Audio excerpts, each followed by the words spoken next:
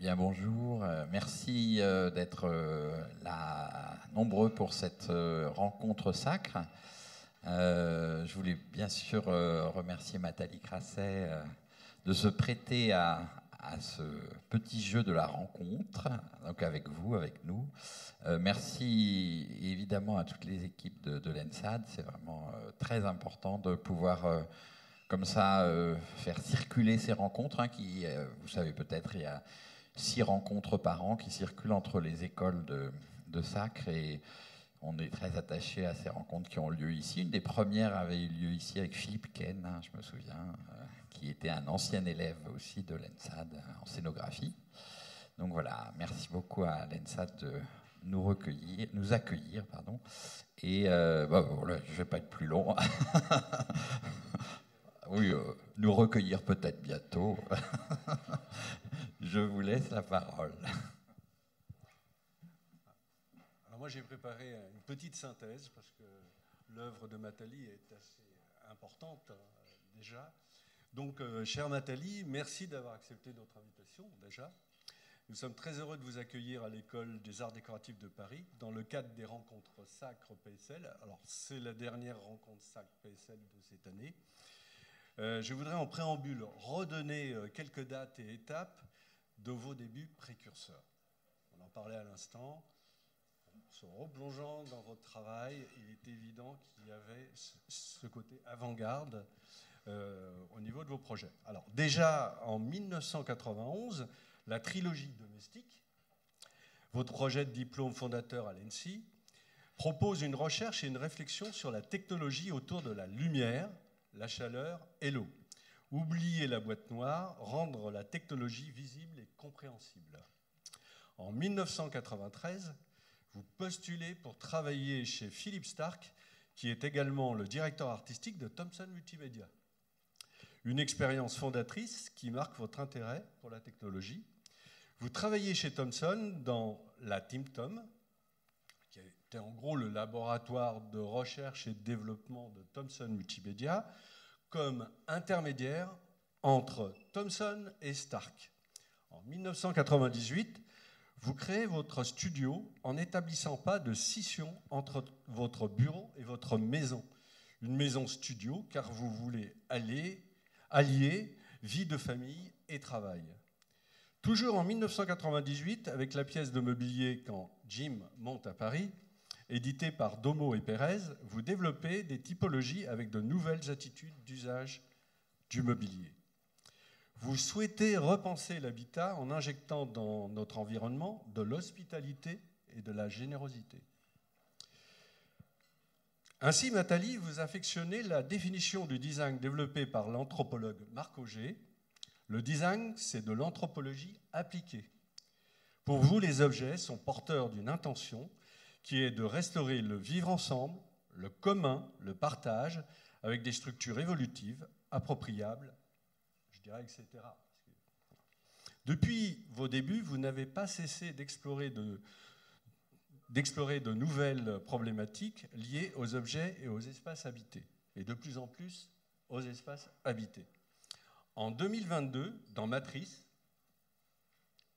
essai écrit avec le designer-chercheur associé à ENSAD Lab, David Bianic, vous proposez une approche du projet qui, comme celle de tout designer ou chercheur, doit inciter à des modes de vie respectueux et être partie prenante du monde vivant.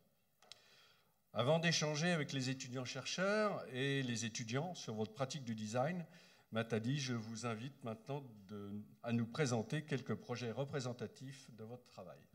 Merci. Je vais me lever, ce sera plus simple.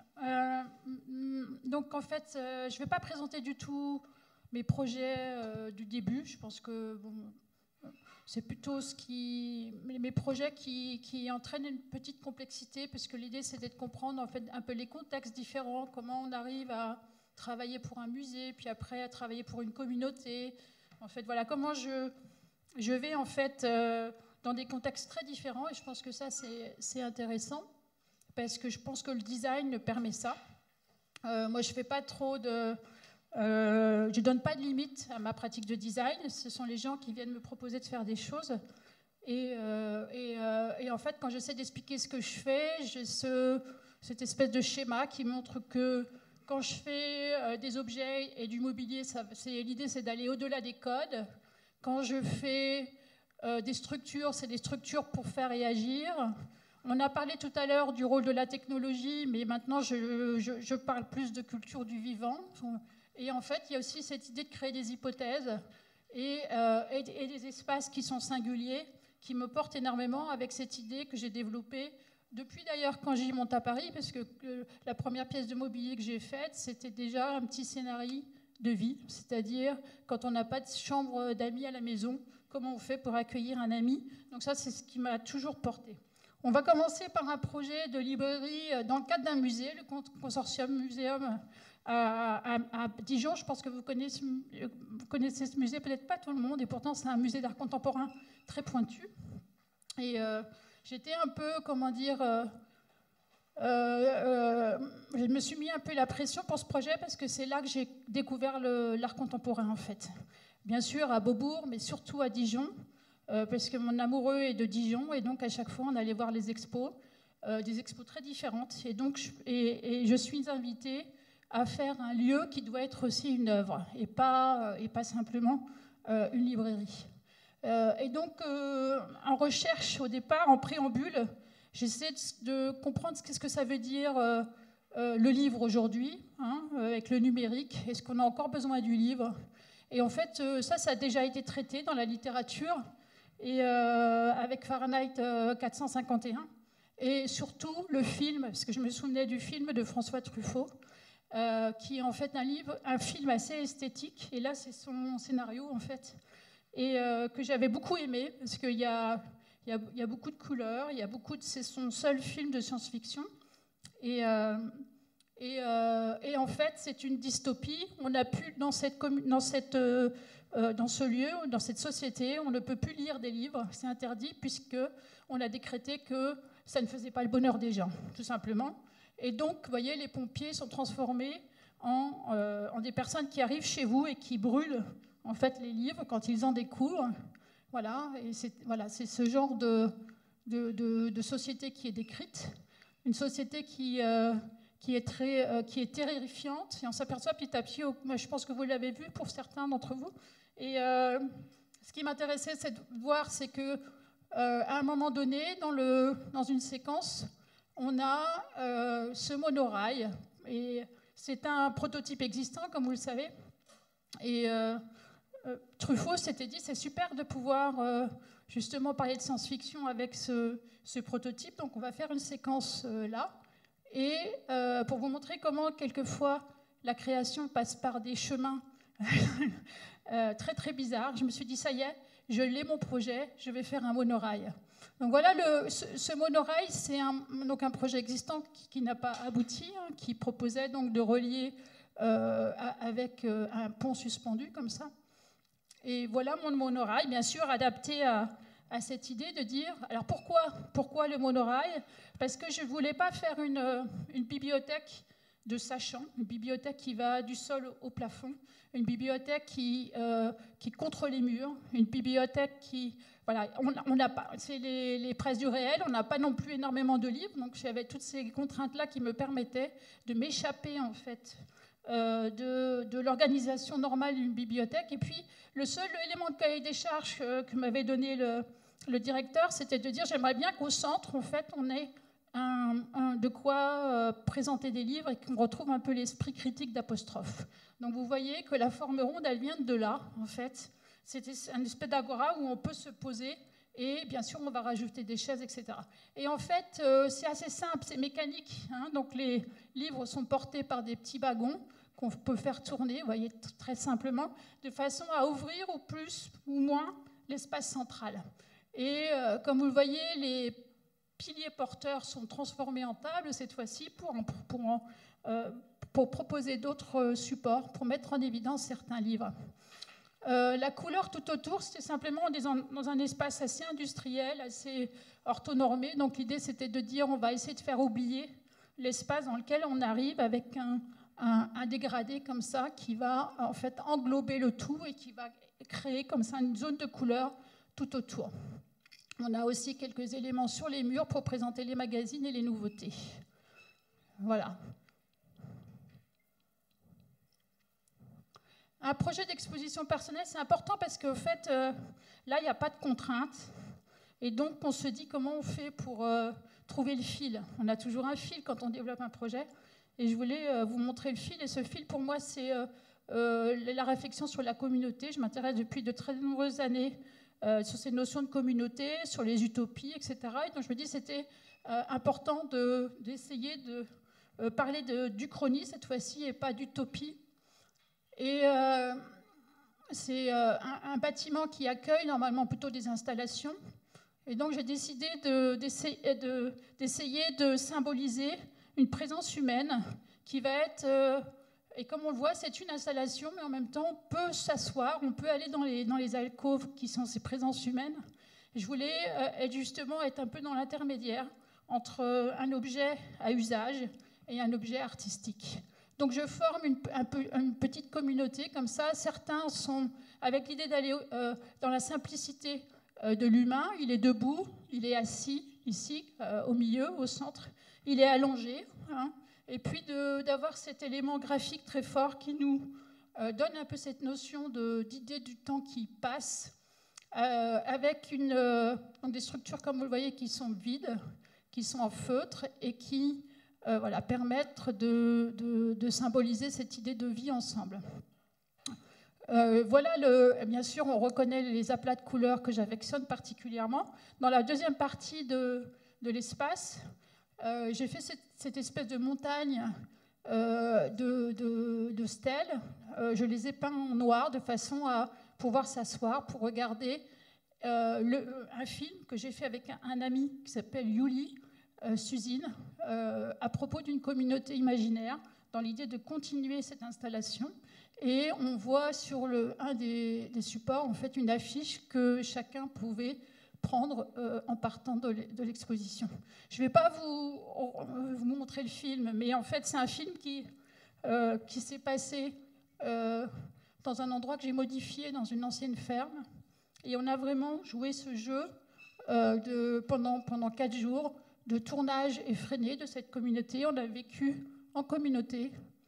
Et voilà, et ça c'est la fin du film, parmi les animaux et parmi la nature. Le MUMO, Musée mobile d'art contemporain. Pourquoi je montre ça? Parce que moi je viens d'un petit village de 80 habitants. J'aurais bien aimé que le MUMO vienne se poser chez moi. Je suis née dans la Marne, dans une espèce de diagonale du vide de l'art, de la culture.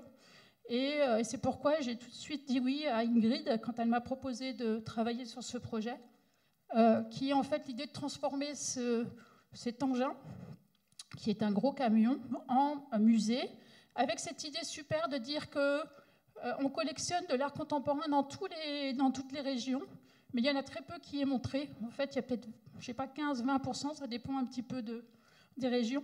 Et l'idée, c'est donc de donner un outil pour pouvoir montrer l'art contemporain. La première intention était de dire, je ne vais pas juste transformer ce camion. L'idée, c'est là encore, d'inviter à se poser autour, de faire geste d'hospitalité, un peu à l'idée d'un petit cirque qui arrive dans un village, et d'avoir de chaque côté, comme ça, des endroits où se poser. C'est assez contraignant, puisque tout ce qui voyage, en fait, mais les panneaux se plaquent le long du camion, ça s'ouvre, et l'idée, c'était vraiment vous voyez, il y a 2 tiroirs qui sont pneumatiques, donc ils vont s'ouvrir pour élargir de chaque côté l'espace de monstration qui est au centre, et en même temps, ça va déployer ces volets, vous voyez, qui viennent créer les différentes alcôves, et il n'y aura plus qu'à monter le toit pour être protégé. Les bancs, quant à eux, sont rangés dans un petit coffre qui est dessous le camion. Voilà, donc on peut venir s'asseoir tout autour. Et à l'intérieur, je voulais simplement qu'on retrouve un peu l'idée du cabinet de curiosité, parce que c'est d'abord un endroit pour les enfants. Les parents vont venir après visiter l'expo avec les enfants. Et il n'était pas question de montrer donc des pièces monumentales, mais plutôt plein de petites incitations pour que chacun puisse trouver un petit peu quelque chose qui fasse, qui soit en rapport avec ce qu'ils aiment. Au centre, on a cet élément qui reste tout le temps là. Puisque je précise, il n'y a pas de montage et de démontage. Et donc le camion, le MUMO, part tous les jours dans des endroits différents. Donc c'est très effectif. Et c'est ça qui est important, puisqu'on sait que ce genre de projet mobile, ce qui est compliqué, c'est ça, c'est la logistique, en fait. Donc là, c'est la personne qui conduit, qui ouvre et qui met en place. Et après, on va mettre en valeur plutôt la médiation. Une médiatrice qui est en fait qui suit le MUMO, et après, elle va former d'autres médiateurs sur place. Donc il y a un peu ce fonctionnement qui m'a aussi beaucoup intéressée. Donc voilà, donc ça c'est une des expos. Au fond, on a la possibilité de projeter des films d'artistes. Cette projection peut sortir aussi, et on peut faire des projections à l'extérieur, parce qu'il y a une grande vitre sur le côté. Et on peut l'utiliser pour faire des installations aussi, si on veut. Au centre, on peut présenter plus des éléments. Et puis après, il y a un gros travail de médiation qui est réalisé. Donc, comme vous l'avez vu, je prends en fait ce parti pris d'utiliser du bois pour réchauffer cet espace et faire comme une espèce de structure comme ça qui longe et qui va permettre d'accrocher et de changer l'installation au fur et à mesure. Donc, ça vient dans une région. Ce sont les curateurs des FRAC qui organisent l'expo. Il y a d'autres curateurs qui sont invités. Et après, ça sillonne dans les campagnes, dans les banlieues. Et et ça marche très très bien, il est très demandé. Et de l'autre côté, on va présenter plutôt les travaux des enfants. Ici, c'était un collage. Et les artistes sont invités aussi justement à faire des médiations. Voilà, un projet qui est assez compliqué, qui est à Ljubljana, donc en Slovénie. BAO, c'est un musée d'architecture et de design, et c'est le premier musée qui a fait un festival de design, on ne le sait pas, mais c'est eux qui, il y a très longtemps, ont fait ce premier festival. Et ce qui est assez intéressant, c'est que quand je suis allée participer à ce festival, il y avait l'idée de présenter quelque chose à Ljubljana, qui est la capitale, mais il y avait aussi l'idée d'aller s'ancrer dans les territoires. Et on m'a proposé d'aller me poser à Kočárija pour faire le projet. Donc ça, j'aimais beaucoup cette idée d'avoir en quelque sorte un projet qui est fait sur le territoire. Et dans le musée, on va expliquer plutôt la démarche. Donc voilà ce qui est présenté dans le musée. C'est un peu particulier parce qu'en fait, c'est un projet où un designer est invité et il embarque avec lui des jeunes designers, et l'idée c'était justement de faire ensemble cette recherche sur la forêt, puisque ça s'appelle Occupying Wood.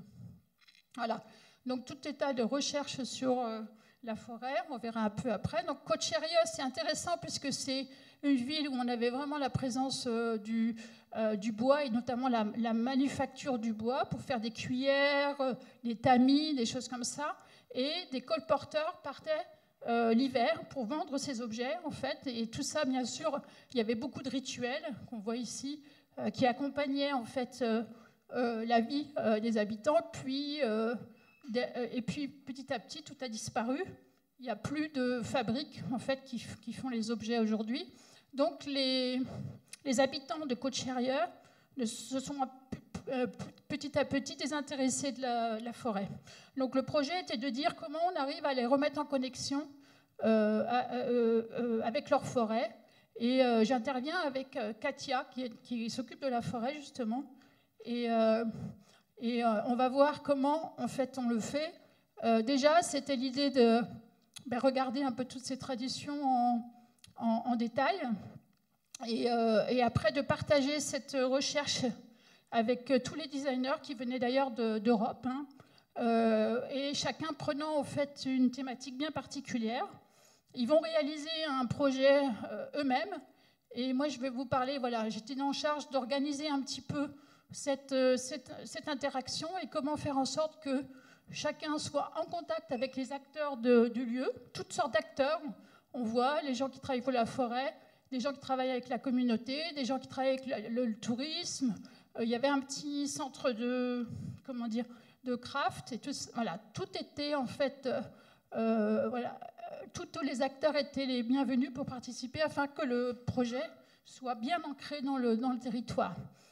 Pour ma part, moi je fais quelques recherches au niveau de cette idée de communauté, et ce que vous voyez là, c'est le dispositif qui est montré dans le musée, qui a été, que j'ai dessiné, mais qui a été réalisé par une école de charpentiers de Côte-Chérieux, dont la directrice est à côté de moi, là, et était très active.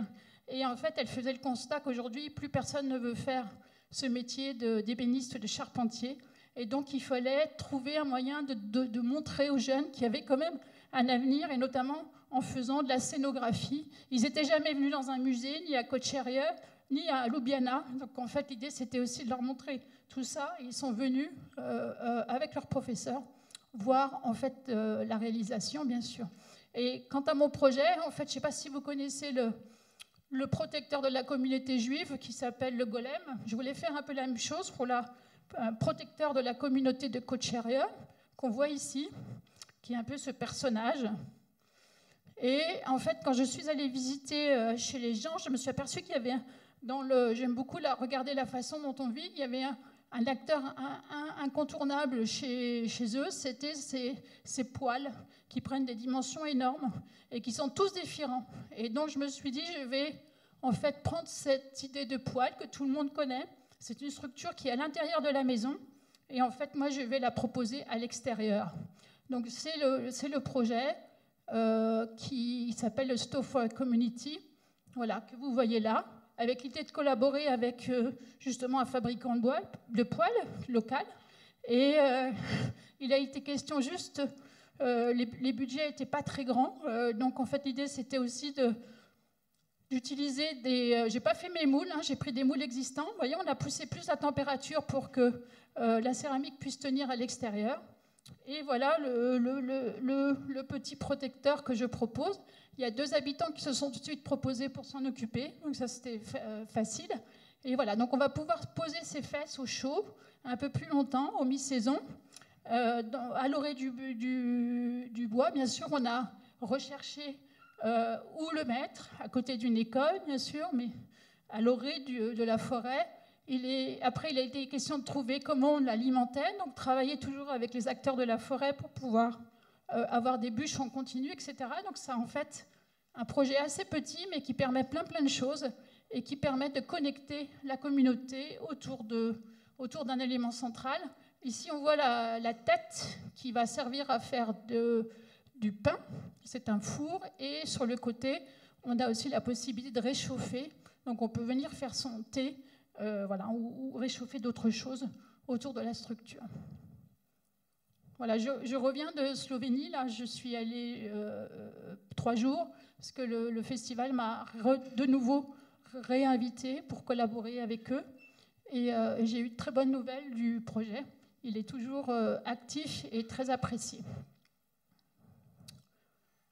Voilà, alors quelquefois je fais des appartements pour des personnes privées, je voulais vous montrer aussi ça.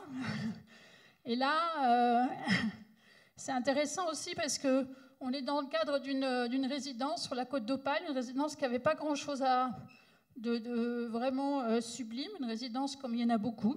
Et mon rôle était de changer complètement cet intérieur, avec un petit budget là encore. Et donc j'ai décidé de coincer à l'intérieur de l'espace principal une villa tout en bois. On la voit ici, donc ça c'est la structure principale qu'on va venir mettre dans l'espace principal. Et on voit tout de suite que ça permet d'avoir des fonctions bien particulières, mais aussi de laisser beaucoup d'espace au centre, justement pour déployer des choses. On peut rajouter des matelas si les enfants veulent venir avec des copains, etc. On peut déployer la table, etc. Mais ce socle que vous voyez permet aussi de s'asseoir. La seule contrainte que j'avais, c'était de préparer en fait un endroit où on puisse écrire devant la vue, devant la mer. En fait, c'était ça la principale contrainte. Voilà à quoi ça ressemble. Donc, vous voyez, c'est pas un espace qui est dément, hein, mais voilà, je le change complètement.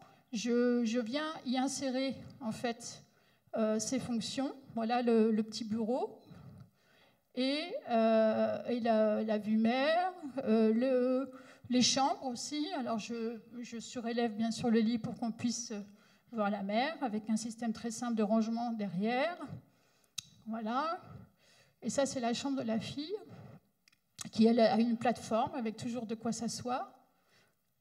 Voilà. Et il manquait en fait une chambre pour le garçon qui lui avait pas l'espace. Donc il se trouve que j'ai trouvé un petit endroit résiduel qui servait pas à grand chose. Donc j'ai percé la cloison, j'ai détourné l'escalier et je lui offre en fait son petit recoin.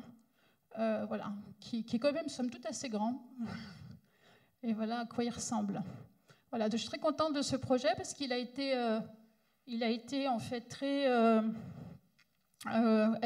assez rapidement, avec peu de moyens, mais en même temps, il change complètement ce lieu de résidence qui devient un lieu complètement, on va dire, singulier. C'est leur lieu et il est chaleureux.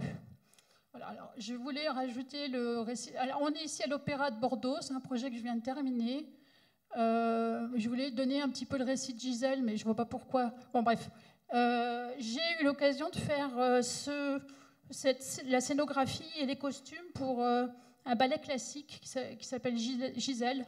Je pense que vous connaissez un peu l'histoire de Gisèle pour certains d'entre vous. Alors, au début, je me suis dit, mais qu'est-ce que je vais pouvoir apporter? Il se trouve qu'il n'y avait pas de metteur en scène. Il y avait le maître de ballet pour faire la chorégraphie, mais il n'y avait pas de metteur en scène. Donc j'étais aussi en charge, en quelque sorte, de voir comment on pouvait, sans changer la chorégraphie, apporter peut-être une lecture un peu plus contemporaine à cette histoire. Gisèle est une fermière, elle habite, voilà, elle est vigneronne en fait, et donc elle habite avec une communauté. Et je me suis dit que ça pouvait être intéressant de dire que il y a les gens d'en haut, qui sont ceux qui possèdent la terre, et puis il y a les gens d'en bas. Et les gens d'en bas, ce n'est pas simplement les vignerons, c'est plutôt ceux qui défendent le vivant. Et à partir de là, j'ai commencé à tricoter une histoire qui me permet de raconter quelque chose d'autre. Vous voyez déjà, ils ont un collant, et il part du blanc au vert, simplement dans l'idée de dire qu'ils appartiennent à la terre, donc de donner une continuité comme ça avec le sol. Le premier acte est très différent du deuxième. Le premier acte, c'est vraiment la vie de la communauté. Comme vous le savez, Gisèle meurt à la fin du premier acte. Et le deuxième acte, il est plutôt dans le fantastique, puisqu'on est dans l'irréel et on est en présence des Willis, qui sont des femmes qui sont mortes avant d'avoir connu l'amour et qui, en quelque sorte, vont se venger des hommes. Donc c'est aussi quelque chose de très contemporain en termes d'histoire. Ça peut être interprété comme ça. Donc en fait, je me suis dit, qu'est-ce que je vais faire comme décor? Alors déjà, Gisèle, c'est romantique. C'est la pièce, le ballet romantique par excellence. Et je me suis dit, on ne peut plus présenter la campagne comme ça, loin, dans un cadre, parce que quand on regarde les ballets classiques Gisèle, c'est toujours un décor peint. On voit la montagne, on voit le château en haut, on voit toute la forêt. Et je me suis dit, ça, c'est pas bien. C'est pas comme ça qu'on doit représenter la nature. La nature, elle n'est pas au fond, elle n'est pas dans un cadre. La nature, on est dedans. Et on est immergé dedans. Et la nature, le paysage, en tout cas, c'est cette interaction fine entre les humains et la nature. Donc je me suis dit, en fait, tout ce que je vais créer, et la deuxième idée que je me suis donnée aussi, c'est de dire, on est dans un ballet classique. Il ne faut pas que je perde ceux qui viennent pour le ballet classique et en même temps, je dois faire du contemporain. Donc je suis sur une ligne de crête assez compliquée à tenir, surtout que c'est le ballet de Noël. Et ce ballet, il est joué 21 jours de suite. Donc c'est un énorme enjeu pour l'opéra. Ça n'existe nulle part ailleurs, en fait, juste à l'Opéra de Bordeaux. Et ça, je ne savais pas au début. Et donc je me dis, je vais rajouter juste des formes qui sont en forme de tutu, puisqu'en fait, l'acteur principal, c'est le tutu. Donc c'est pour ça que vous voyez ces arbres en forme de tutu, en quelque sorte symbolisé, hein, c'est-à-dire de cône. Et je ne vais me permettre d'utiliser que ces cônes. À chaque fois que je fais une forme, j'utilise ces cônes. Et ce qui a fait que, globalement, on se retrouve avec des formes qui ont différentes échelles et qui vont se répondre l'une l'autre et qui vont permettre comme ça de donner un ancrage beaucoup plus contemporain. Les vêtements que vous voyez là, je voulais partir d'un vêtement les vêtements des gens d'en bas, je voulais partir d'un vêtement pauvre, et donc je suis partie de la serpillière. Ça, c'est aussi pour montrer que dans l'opéra, on embarque tout un tas de métiers. C'est ce que je ne savais pas vraiment, en fait, mais la teinture, la teinturière est là, bien sûr, on confectionne, etc. Et donc, on a fabriqué une sorte de serpillière un peu spécifique pour nous, et après, on est allé teindre cette serpillière et la confectionner. Vous voyez? Et alors, le premier acte, je ne voulais pas de tutu.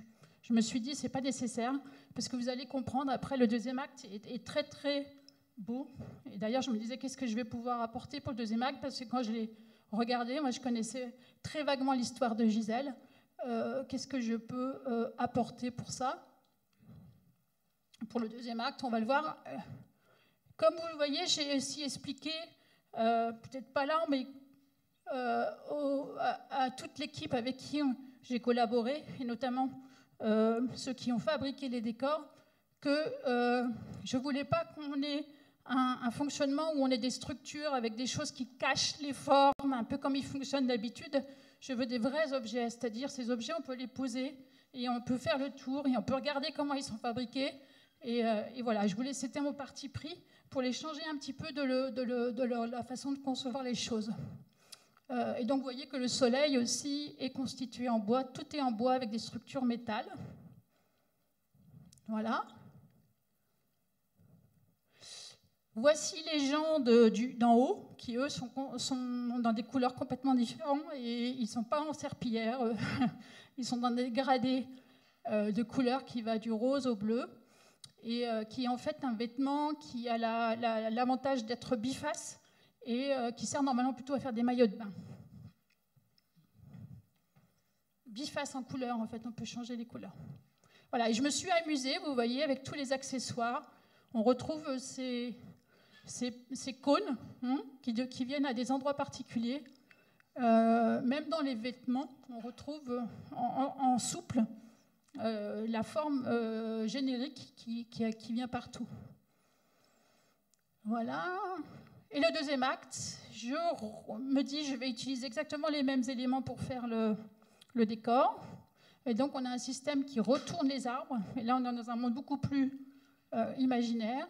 Et vous voyez que je donne l'importance au tutu, qui va avoir simplement cette sophistication de lignes, qui rappelle ce cône, toujours, et ce rythme.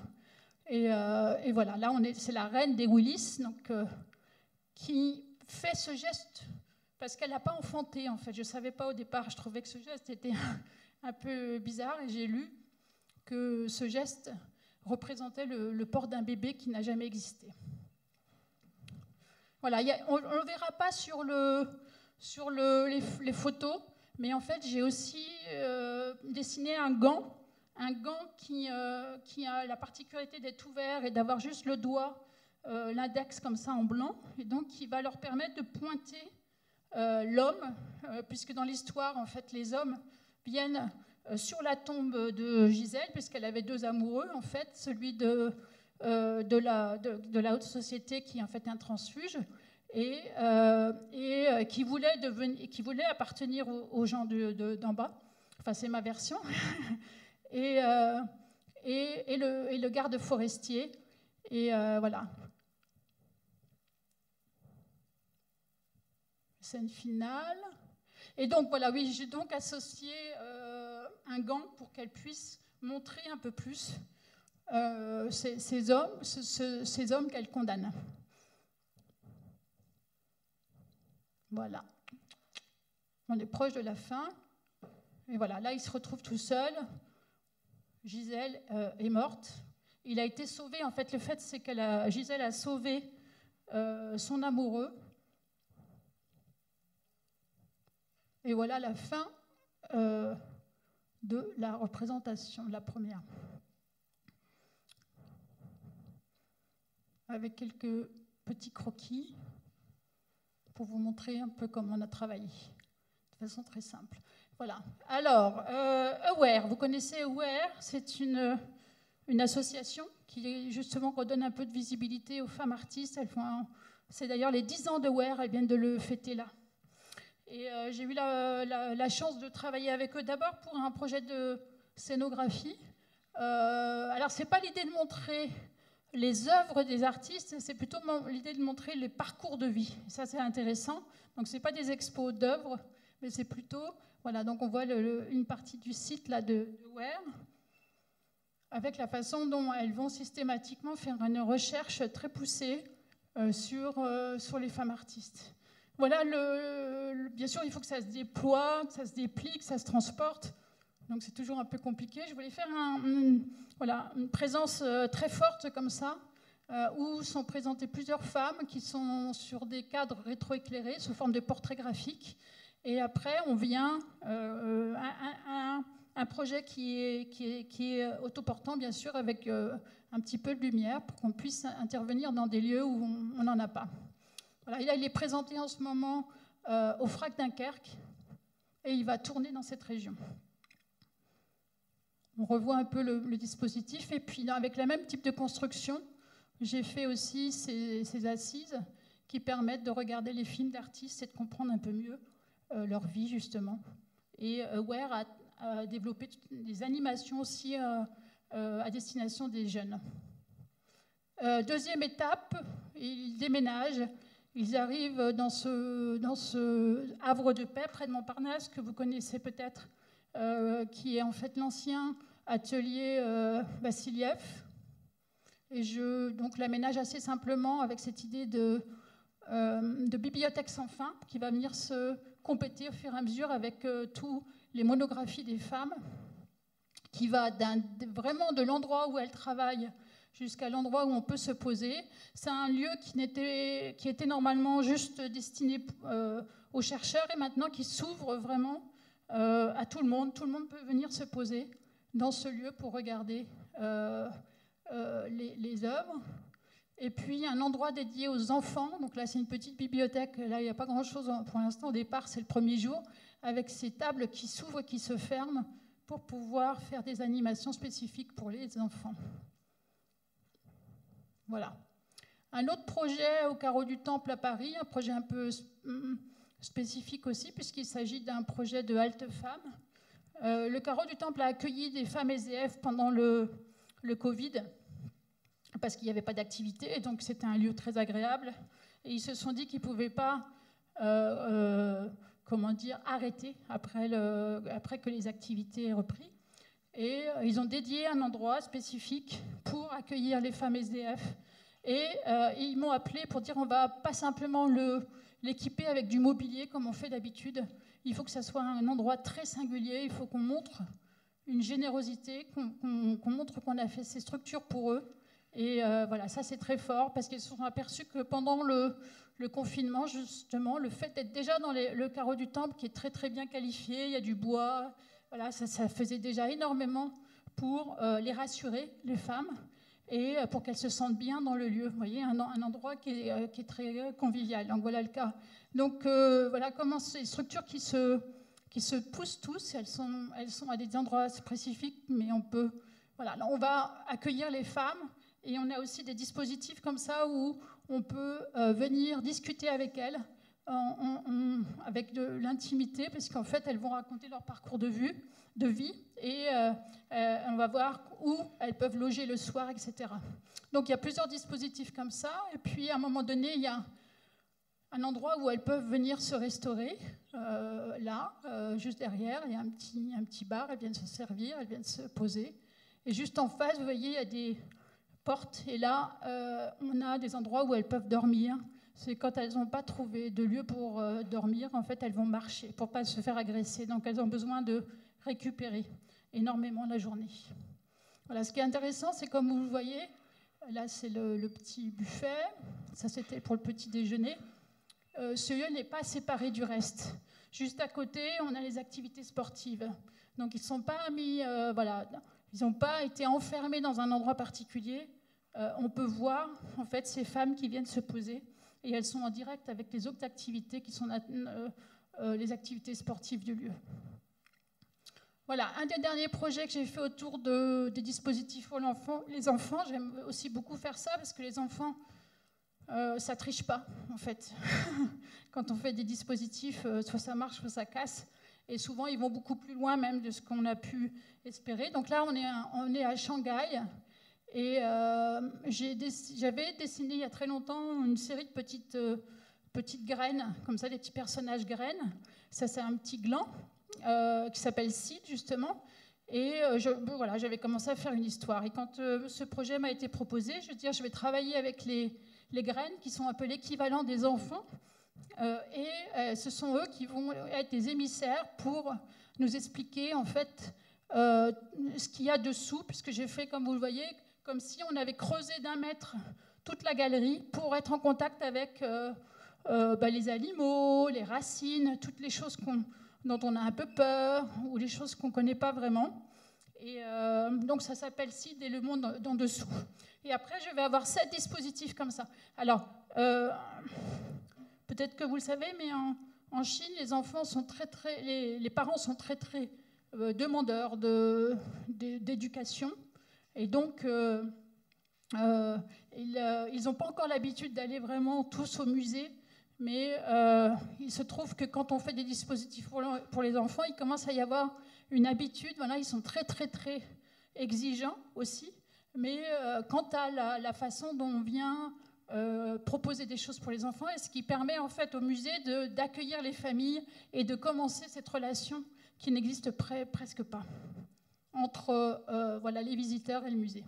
Alors on va avoir 7 dispositifs comme ça c'est un peu une vue générale.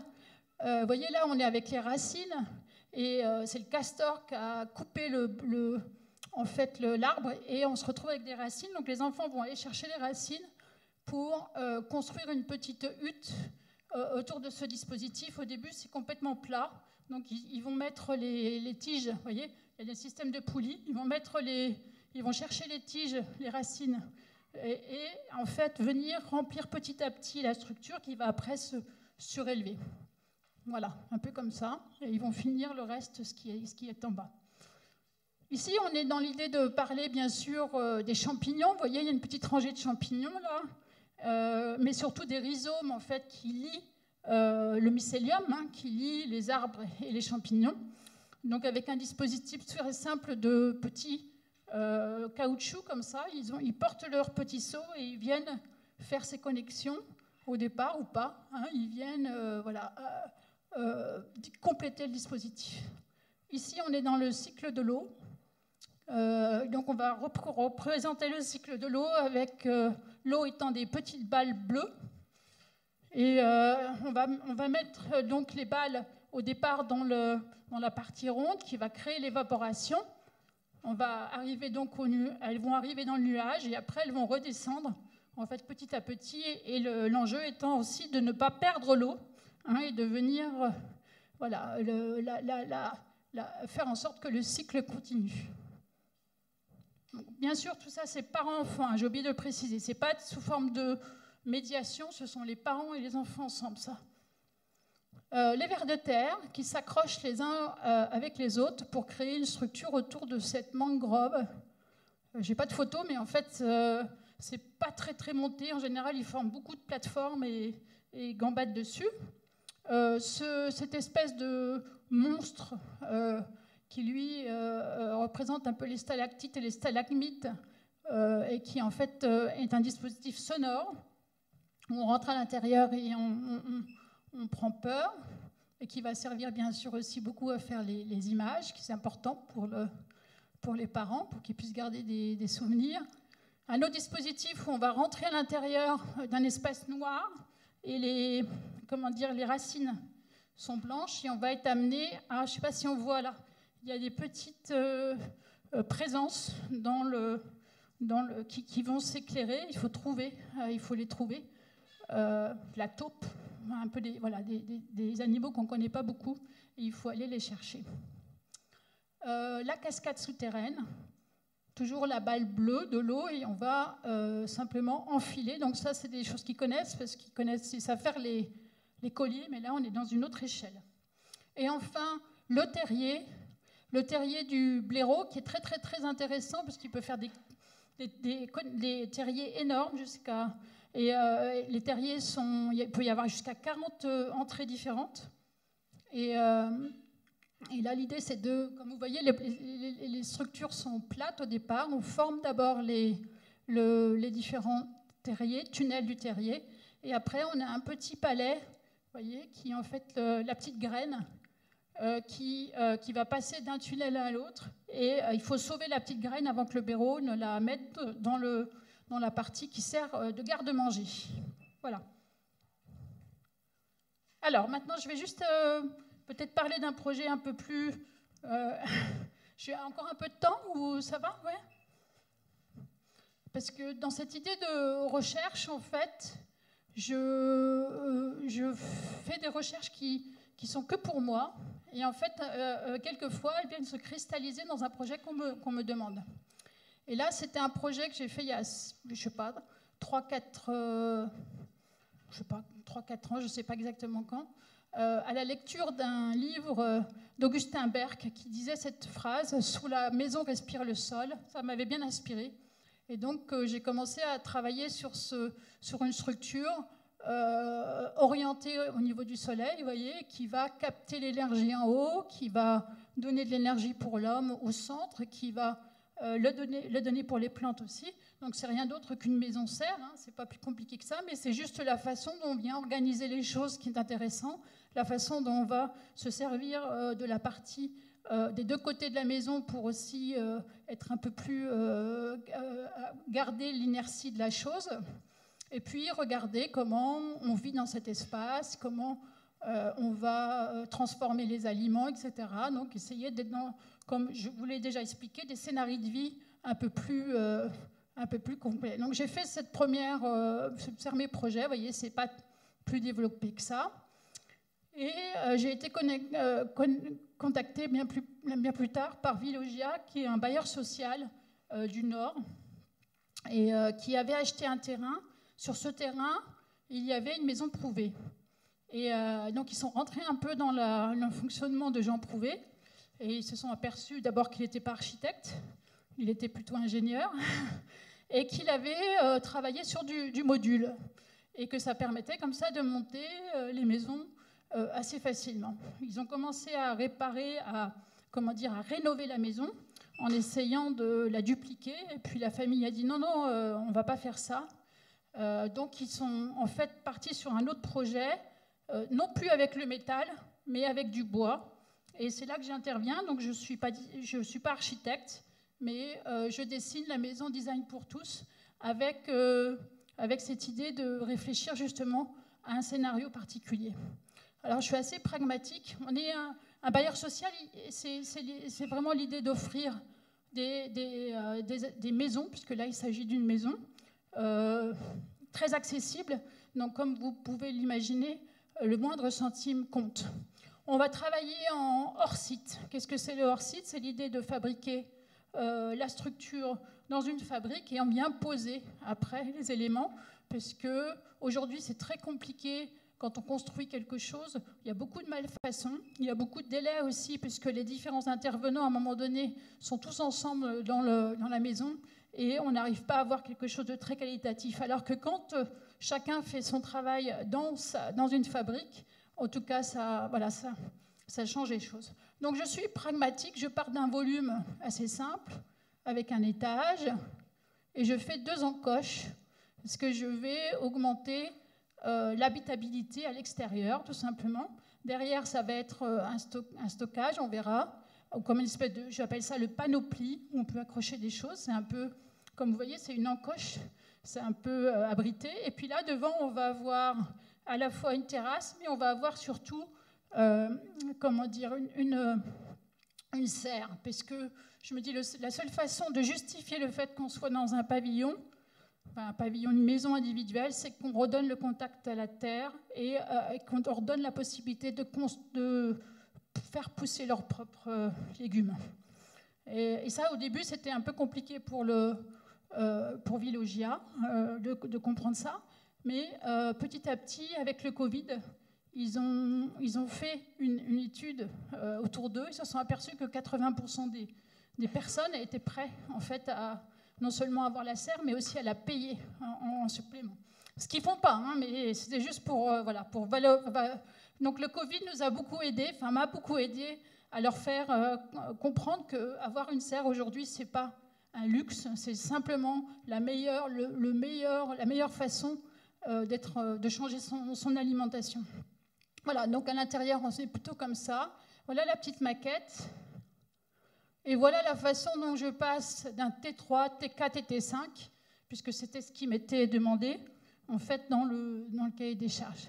Vous voyez que, voilà, avec les petits panneaux. Donc, c'est une maison qui est très ouverte, qui va être, bien sûr, orientée au sud, avec quelques panneaux photovoltaïques. On est tout en bois, on a juste une façade colorée enduite en haut, mais sinon, on est tout en bois. Alors, ça arrive sous forme de modules, comme ça, presque terminé. On en met 4, on en met 6, ça dépend de la taille de la maison. Vous allez la voir petit à petit se construire. Voilà. Il n'y a pas encore le bardage a été fait après.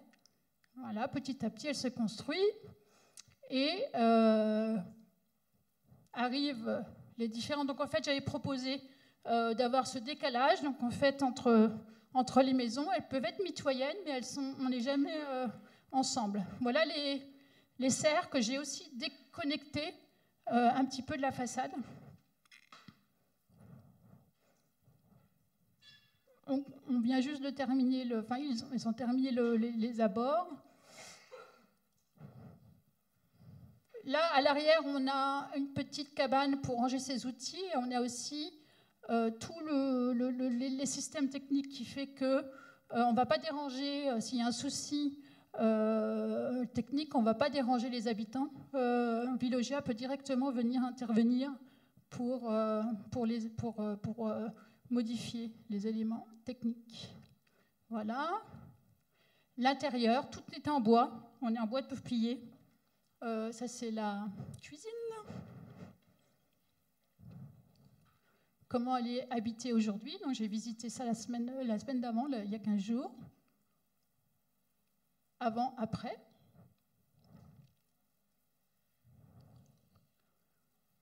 L'étage. J'avais dessiné un petit dispositif en haut de l'escalier. J'aime bien cet endroit des mezzanines. Et je vois que le chat est dessus, donc c'est bien, c'est un bon signe, parce qu'en général, ils ne sont pas dans les meilleurs, ils ne sont pas dans les pires des positions.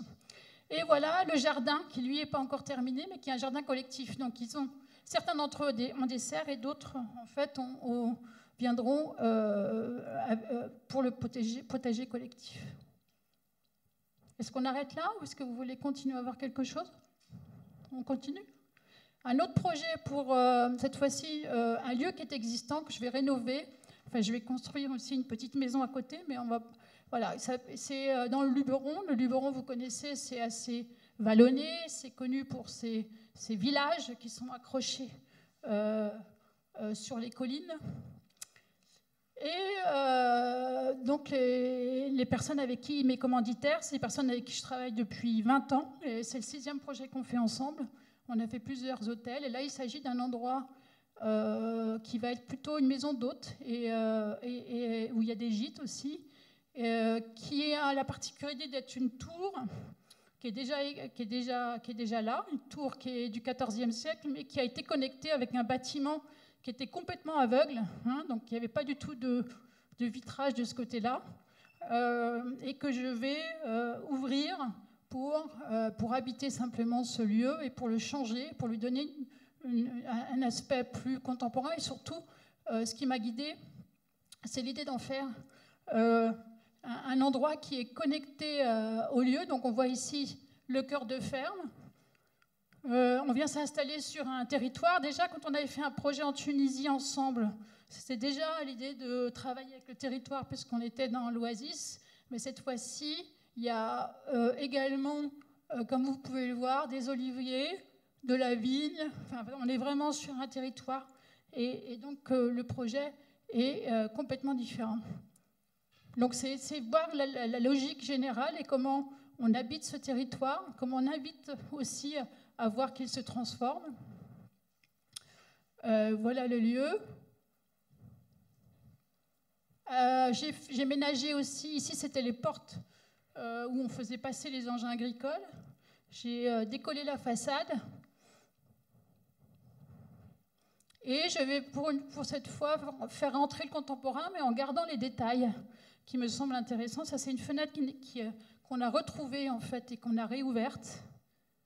Je fais un petit clin d'œil à Gordon Matta Clark, que je pense que vous connaissez.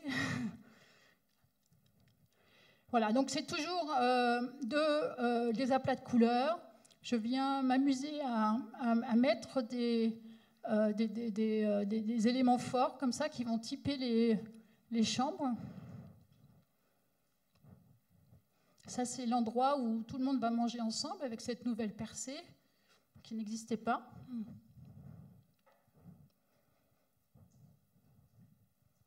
Voilà. Et on a 2 petites maisons qui sont accolées, qui sont donc des gîtes qu'on peut louer séparément. Dont une qui a plutôt une inspiration espagnole.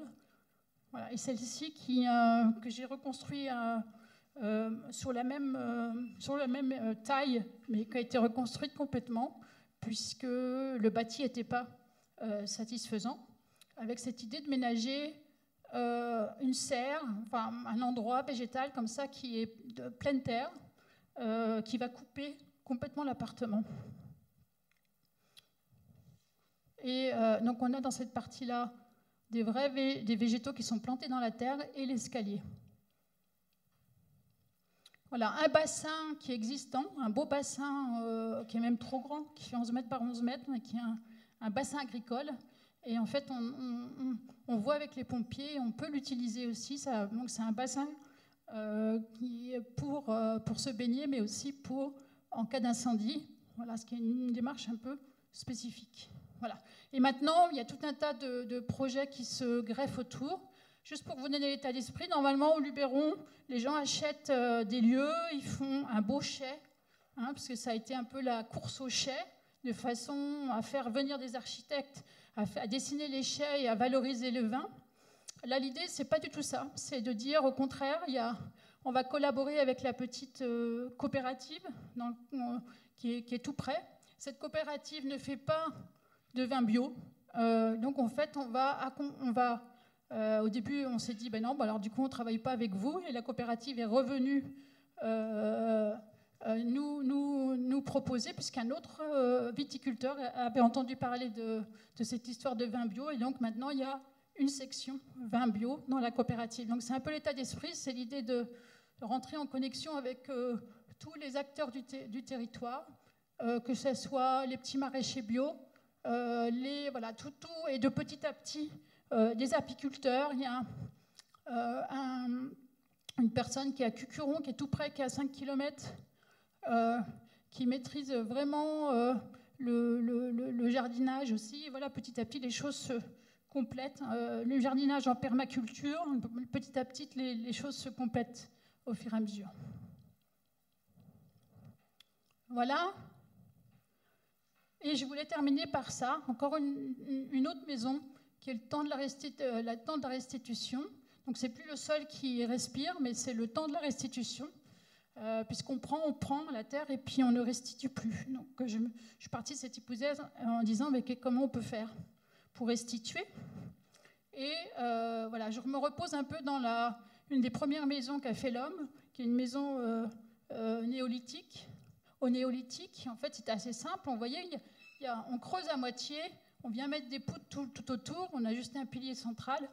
Et comme ça, c'était intéressant de créer la maison avec une rampe. Je me dis, je vais garder ce principe-là, mais je vais faire une rampe qui va plutôt vers le haut, qui va donc être décollée d'à peu près 1 mètre du sol.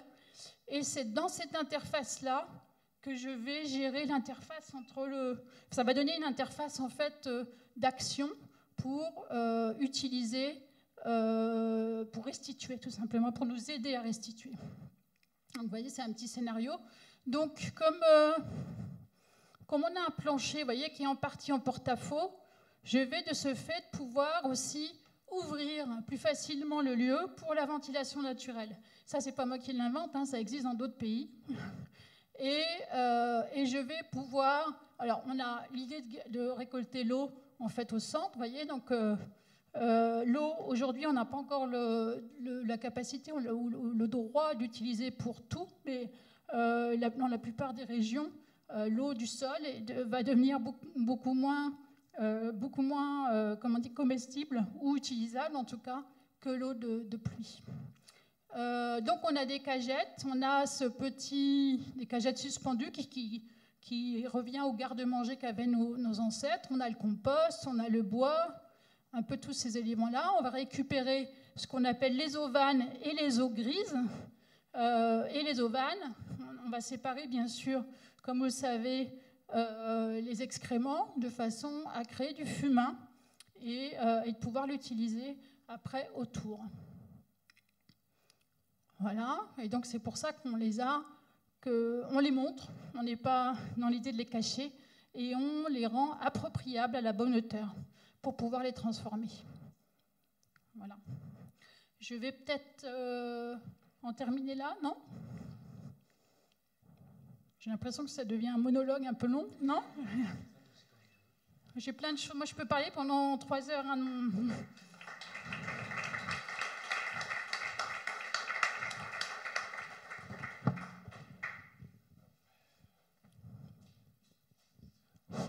Merci Nathalie.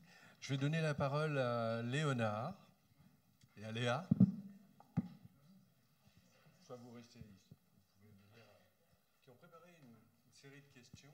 Il y aura une interaction avec la salle, sachant que, si j'ai bien compris, il y a des étudiants du secteur design textile et matière, design vêtements, design objet, et bien sûr des étudiants chercheurs au SAC.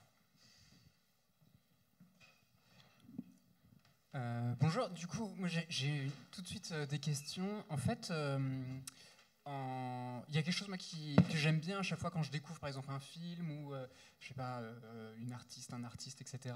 C'est quand il y a des liens qui se font avec d'autres artistes ou avec d'autres éléments culturels comme ça qui nourrissent et ça crée quelque chose vraiment un lien. Ouais. Et en recherche, création, on a un petit peu cet impératif de citer nos sources d'inspiration, etc.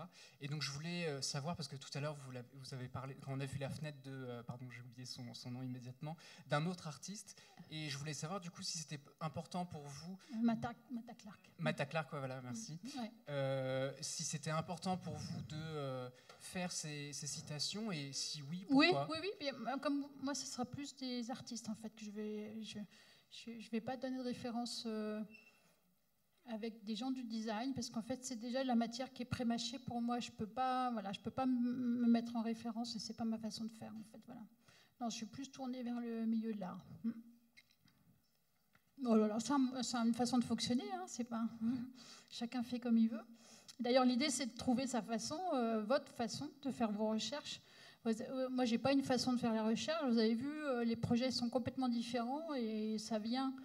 Voilà, la recherche, la méthodologie, etc., elle dépend de la personne avec qui je vais travailler, elle dépend du type de travail que je fais, jusqu'où je peux pousser l'artistique, parce que c'est pour moi quelque chose de très important de pouvoir pousser l'artistique au maximum à chaque fois. Enfin, je ne sais pas si c'était bien clair, en fait, parce qu'on ne peut pas tout expliquer, mais voilà, à chaque fois. Ouais, peut-être que je n'ai pas assez précisé les contextes, mais en fait, moi, j'ai fait l'effort, dès le départ, de présenter une approche assez spécifique, ce qui est plus dur au début, mais après, on vient me chercher pour cette approche. Donc, je n'ai pas besoin non plus d'accompagner les gens plus que ça, en fait. Je leur propose un projet, en général, voilà, on avance. Il faut d'abord qu'on ait les mêmes valeurs. En fait, moi, je m'assure de ça. C'est pas du tout, quand j'étais designer, jeune designer, je voulais travailler, donc j'aurais même été prête à payer pour travailler. Hein, je pense qu'on est dans cet état d'esprit. Peut-être plus votre génération, mais après, je me suis aperçue que cette création, c'est quelque chose de fragile. La création, cette approche, on la construit petit à petit. On a nos moments de doute, c'est normal. Alors, il faut apprendre à l'apprivoiser, ces moments de doute, et c'est aussi ce qui est beau. Parce que sinon, ça deviendrait... Enfin, je ne sais pas. Donc, il faut aimer ces moments de doute, de remise en cause. Et c'est un long process, on ne s'en rend pas compte, en fait. Et que s'il y a quelqu'un ou quelque chose qui vient fragiliser en fait cette confiance qu'on a et ben, en fait ça peut être très dommageable. Donc en fait il faut s'entourer des gens qui comprennent notre approche. C'est ça le plus compliqué.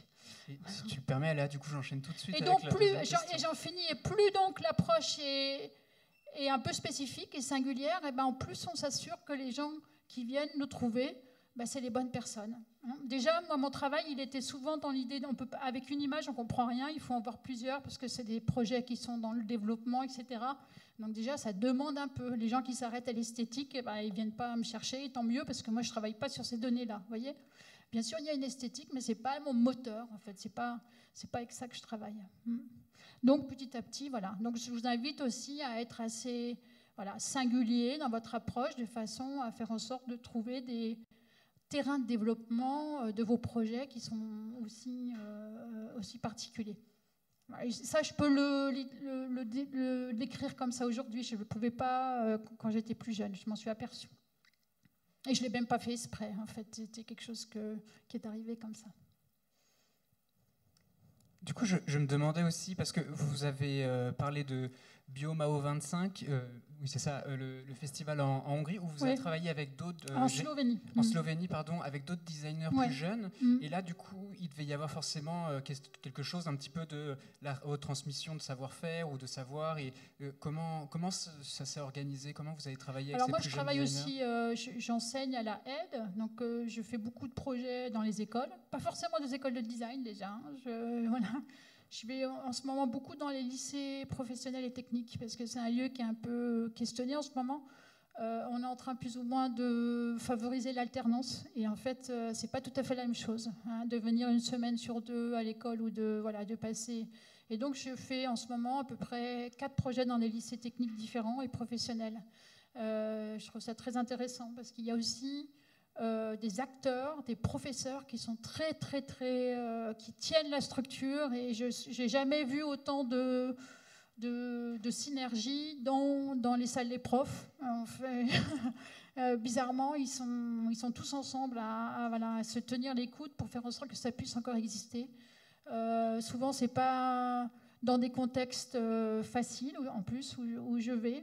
C'est pas à Paris, c'est à Thionville, dans des endroits qui ont été un peu oubliés, ou qui ont eu et j'adore faire ça, parce que j'ai l'impression que le métier de designer, là, il peut être aussi très intéressant dans cette idée de participer à cette énergie, de construire ensemble et de leur donner la parole.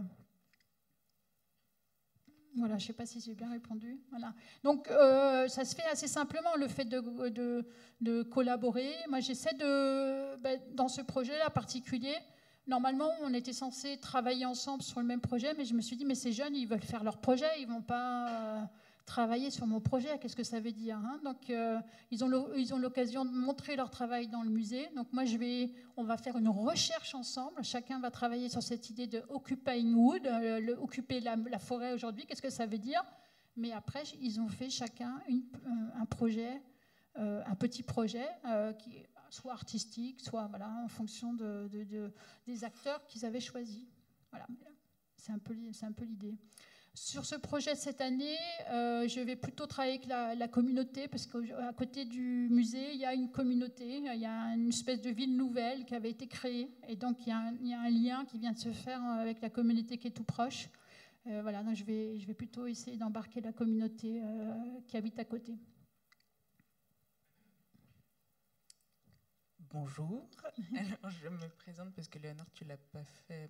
Léonard est doctorant, première année. On se connaît déjà, on s'était vu où, non? Ouais, voilà. Moi, j'ai du mal à remettre les gens quand on quitte de lieu. Voilà, ok. Donc, je suis Léa, prédoctorante et bébé designer.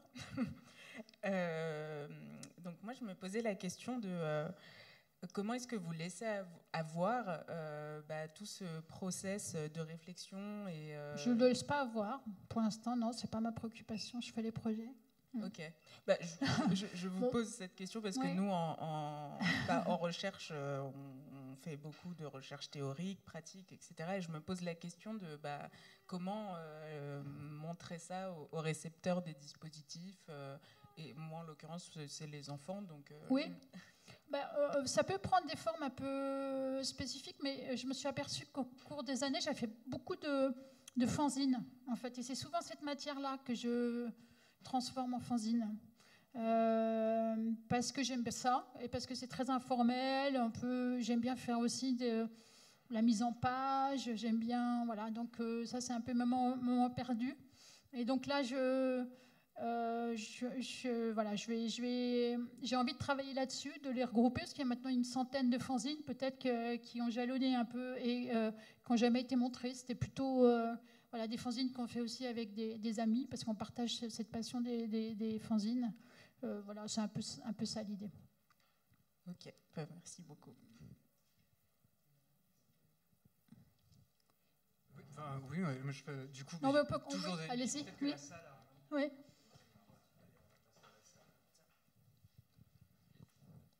Déjà, merci beaucoup, c'était très inspirant.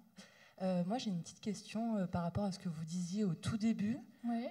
Vous parliez de la place de la technologie qui maintenant est la place c'est assez marrant parce qu'en fait, je suis sortie de l'école et l'idée, c'était de domestiquer la technologie. En fait, c'était ça. Donc, j'ai fait un projet où tu as parlé d'une lampe, mais en fait, c'était un diffuseur de lumière, d'image et de mémoire. C'était donc je me disais, un objet, ça peut pas juste donner de la lumière, il faut que ça aille plus loin que ça. Et en fait, quand il y a eu cette espèce de remise en cause sur de la technologie, parce qu'en fait, on la remet énormément en cause aujourd'hui, et moi la première, je me suis dit, mais en fait, c'était quoi ce rapport à la technologie? En fait, je m'aperçois que déjà, j'avais cette idée de la domestiquer. Aujourd'hui, c'est plus possible, elle est là, mais se dire que ce diplôme... il est assez fondateur pour moi, parce qu'à un moment donné, je me suis remis en cause et je me suis dit, il faut que je change complètement ma pratique, ça ne va pas. Et je me suis aperçue que ces 3 niveaux de qualification de l'objet, donc ça correspond à ce que Arne Naess, qui est un philosophe norvégien, a défini comme l'écologie profonde. Et donc, du coup, je me suis dit, mais c'est dingue, en fait, ce que j'ai fait dans mon diplôme, ça parlait déjà d'écologie. Tout ça pour vous dire qu'on cherche beaucoup avec cette histoire d'écologie, la façon d'embarquer ça avec notre approche. Et en fait, je trouve que c'est très important d'avoir une approche et d'embarquer l'écologie et pas de faire l'inverse.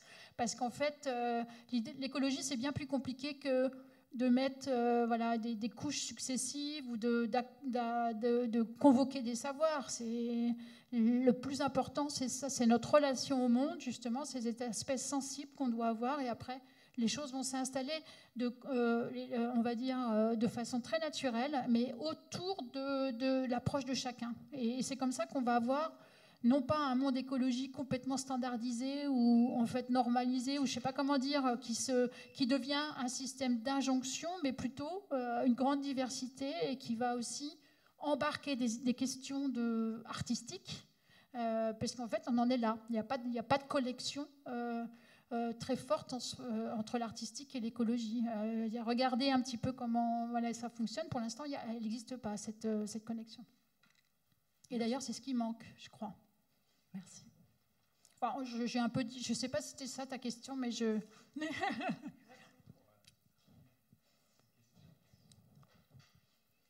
Je vous explique aussi, est-ce que j'ai été un peu succincte? Donc moi, je ne suis pas toute seule pour faire ça, mais on est 3. On est toute une petite structure. Moi, je n'ai jamais voulu faire partie d'une grande structure. Quand j'ai collaboré avec Stark, il y avait une dizaine de personnes qui collaboraient avec lui. Il y avait 5 personnes qui faisaient du design, 5 qui faisaient de l'architecture. Donc après, je me suis occupée de ce projet Thomson Multimédia, qui était le projet le plus intéressant chez Stark, mais personne ne l'a compris. Les gens voulaient travailler avec les éditeurs italiens parce que c'était beaucoup plus simple de travailler avec eux, parce qu'ils savaient ce que c'était le design, alors que les gens de chez Thomson, ils ne savaient pas. Donc, vous voyez, ce n'était pas tout à fait la même façon de travailler. Mais pour moi, c'était le projet à faire, parce que jamais une entreprise n'avait fait en sorte qu'un designer devienne directeur artistique et se dire, on va tout dessiné. Ce n'était pas juste une gamme design, parce qu'à l'époque, on faisait beaucoup de gamme design. Là, ce n'était pas ça l'idée. Donc, ça a été un projet très, très, très, très intéressant. C'était une aventure humaine aussi, puisque j'étais responsable de la structure du Team Tom, où il y avait 25 designers, objets et graphiques embarqués dans la structure, des gens qui étaient là depuis 30 ans, des gens qui étaient là depuis 2 ans. Enfin, comment on arrive à faire en sorte de... Et c'est là que je me suis aperçue aussi que la création était très fragile, qu'il fallait une bonne condition, un bon environnement pour la convoquer. Parce que et la compétition, c'est pas la bonne idée. Parce que on va jamais donner le meilleur de soi dans une compétition. On met des choses pour gagner, mais c'est pas ce qu'on a là à l'intérieur du ventre et ceux auxquels on croit qu'on va mettre dans une compétition. Donc ça, c'était le petit coin de désaccord qu'on avait avec Stark. En fait, de temps en temps, ils mettaient tous les équipes en compétition. Et moi, je pense que c'est pas la peine. Le mieux, c'est d'être généreux, justement, c'est de faire en sorte que tout le monde trouve sa place. Ça ne marche pas comme ça, la création. Et donc, c'est pour ça aussi que maintenant, souvent, on m'invite pour faire le jury ou la présidente du jury, comme j'ai un certain âge, des concours. Et je leur dis, mais vous êtes sûr qu'on a besoin de faire un concours? On ne peut pas trouver d'autres formes de collaboration? On est dans un monde déjà où il y a suffisamment de compétition. On a besoin de toute votre génération. On n'a pas besoin de 3-4. On a besoin de tous. On a besoin de vous tous pour changer les choses et pour inscrire des choses un peu partout dans tous les terrains. Voilà. J'ai une question assez générale en fait, parce que vous avez cité un ou deux auteurs et je me demandais quel était votre rapport aux sciences humaines et sociales. Est-ce que vous êtes lectrice? Oui, je lis beaucoup. Oui, j'ai énormément lu. Je lis. Moi, je me nourris de philosophie, d'anthropologie. C'est ça qui me nourrit, en fait. C'est pas. Je lis presque pas de fiction. Je suis assez pragmatique dans le sens où je prends un livre en espérant que ça puisse me nourrir pour faire avancer mes projets, en fait. Voilà. Donc même, je ne vais pas m'intéresser à la forme. Ça. Je vais m'intéresser vraiment au contenu qui va me donner des points d'ancrage dans un... voilà, c'est vraiment comme ça que je fonctionne. Bon, après, chacun fonctionne comme il veut, hein, c'est pas un problème. Et dans les présentations que vous nous avez faites, à chaque fois, il y a pas mal d'acteurs en fait, qui travaillent sur tel domaine et que vous convoquez. Comment vous arrivez Ça dépend, hein. Il y en a, c'est juste les commanditaires, des fois, c'est... Voilà. Donc là, je parlais plus... En fait, embarquer les commanditaires, c'est déjà leur faire un projet qui est singulier, en fait, parce qu'après, ils vont le défendre plus facilement. Moi, j'ai travaillé sur un projet d'école à Trébedan, ça a duré 7 ans. Comment on tient en haleine les gens, en fait, pendant 7 ans, hein, pour changer leur petite école du village? C'est déjà faire un truc très, très différent de ce qu'ils connaissent, très singulier. Parce qu'en fait, voilà, ils ont l'impression que c'est pour eux. Voilà, ils vont se mettre après à le défendre beaucoup plus fortement que si c'est un truc qui est pas singulier. En fait, moi, je me suis aperçue de ça, donc ça aide aussi. Et puis d'être logique, implacable. En fait, j'essaie d'être voilà. Voilà, c'est une logique en disant je tac, tac, tac, tac, on aboutit à ça. Moi, la logique, elle est là. Je veux dire, voilà, mais tout le monde peut la partager. C'est ça, en fait, que j'aime bien faire. J'aime bien expliquer la logique. Je la détaille jusqu'au millimètre. Mais après, il arrive toujours, quelquefois, des petits changements, etc. Mais en fait, les gens qui vont participer au projet, ils vont pouvoir me poser les bonnes questions pour les changer, vous voyez, ou parce qu'ils comprennent la logique. Alors, au début, c'est pas forcément là, mais après, c'est aussi ça. Le projet, c'est un accompagnement... pour comprendre le projet et pour le construire ensemble. Et donc cet accompagnement ou orchestration ou organisation, vous la documentez? Est-ce que par exemple vous avez un journal ou des éléments qui permettraient je prends des photos, il y a les mails d'échange, mais non, je ne me suis jamais intéressée à ça. Alors il faut vous dire que moi j'étais toujours partie vers l'avant. Je ne m'intéressais jamais aux anciens projets. Là, ça commence un peu à changer, mais jusqu'à maintenant, je ne voulais pas entendre parler des projets que j'avais faits avant, quoi. Ce qui m'apportait, c'était de passer mon temps, mon énergie sur les nouveaux projets. Donc, c'est un peu spécifique, mais voilà, c'est aussi qu'on est une petite structure, on est 3, donc il faut choisir aussi. Hein. Je ne sais pas si tu as 15 personnes, tu peux dédier une personne qui va s'occuper de l'archivage, qui va... Voilà. Nous, on n'a pas ça. Nos forces vives, elles sont sur le projet.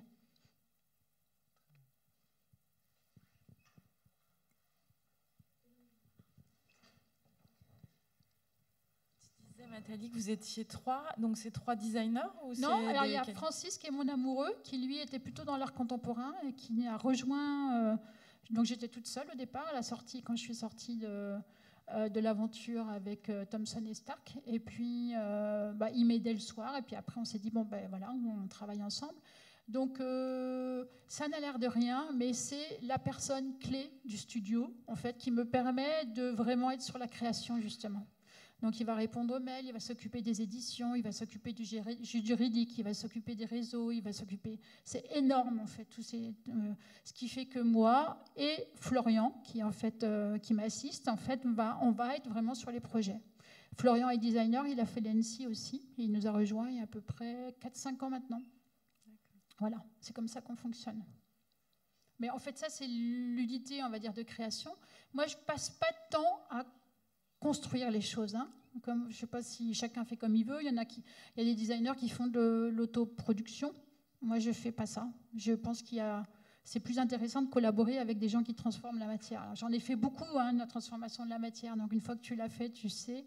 Mais là, vu l'organisation qu'on a, je vais plutôt collaborer avec des gens. Et alors maintenant aussi, avec les projets, ça aide. Je collabore avec des gens avec qui j'ai déjà travaillé. Je sais qu'on fonctionne bien ensemble et ça va être que du bonheur, plutôt que s'envoyer des lettres recommandées, comme dans certains métiers. Voilà. Donc ça, j'essaie de le conserver. Aussi, quand je fais des projets plus grands, et notamment un peu d'architecture, puisque je fais de l'architecture. Cet état d'esprit-là. Et alors, je vais rebondir sur les lectures. Quelle est la dernière lecture que tu pourrais nous conseiller? Alors, c'est pas de la philosophie, c'est Claudie Hutzinger. Je pense que vous connaissez. Non, vous connaissez pas. C'est une femme qui a choisi avec son mari d'aller loger dans les Vosges dans les années 70 et qui, du coup... elle était aussi prof à un moment donné, mais très rapidement, ils ont vécu en fait complètement en autonomie, mais aussi elle a appris à transformer la laine. Ils ont fait un recueil sur les teintures en fait de la laine avec toutes les plantes autour. Donc vous verrez, il existe pour ceux qui sont en textile. C'est très très passionnant. Et j'ai découvert, je ne la connaissais pas, elle a eu le prix Médicis pour Un chien à ma table dernièrement. Voilà, c'est un peu comme ça que je l'ai découvert. Et en fait, depuis les années 70, elle écrit des bouquins. Et je pense que dans cette idée de se reconfigurer, alors chacun fait un peu comme il veut. Il y en a qui vont s'ancrer dans des communautés, d'autres... moi, je me suis souvent demandé si j'avais besoin de m'ancrer aussi. Et quelquefois, le monde est un peu anxiogène. On se dit on a besoin d'un endroit de repli. Moi, je ne peux pas me replier dans la campagne d'où je viens, parce qu'en fait, c'est une campagne industrielle. Donc, en fait, je me sens complètement en dissonance par rapport à là où je viens. Donc, ça serait autre part. Et cet autre part, il est un peu compliqué à trouver. Après, j'ai des projets qui sont vraiment ancrés dans le Luberon, un autre dans la Meuse, en Vendée-Forêt. En fait, ça a été un peu ma façon de m'ancrer, un multi-ancrage. Et donc, ça peut dire aussi que ça peut exister, ça. D'ailleurs, on a fait une table ronde, en fait, cette idée de design en ruralité, avec votre directeur la semaine dernière, justement. Et on se dit que il faut arrêter de penser cette espèce de séparation entre le rural et l'urbain. En fait, on est tous, je pense, enfin presque tous, dans des réalités qui sont autres. Moi, je viens d'un petit village de 80 habitants, mais je suis urbaine. Donc, en fait, ces deux réalités, elles sont ancrées dans nous. En fait, c'est pas juste, vous voyez, c'est pas juste séparer le monde urbain et le monde rural. Ça aide certaines personnes à faire ça parce que ça nous met dans des archaïsmes qui, vous voyez, qui au niveau politique veut dire quelque chose, mais en fait ça ne veut plus rien dire puisque la majorité des gens ont ces doubles réalités en fait, ou en tout cas, vous voyez ce que je veux dire, ont envie d'un dynamisme de développement qu'on peut avoir dans l'urbain, mais un certain ancrage avec le vivant en fait qu'on a quand on est en monde rural. Donc la complexité, je veux dire la réalité, elle est autre. Vous voyez, donc voilà, je me pose des questions sur cette. Je suis en train de divaguer. Je me pose des questions sur cette idée d'ancrage et je me souviens plus de la question de départ. C'était la dernière lecture. La dernière lecture. Voilà. Et donc je manque aussi à la lecture de livres comme ça, de gens qui se sont ancrés. Ça peut être aussi des... Alors au début, je faisais beaucoup avec les anthropologues et les autochtones.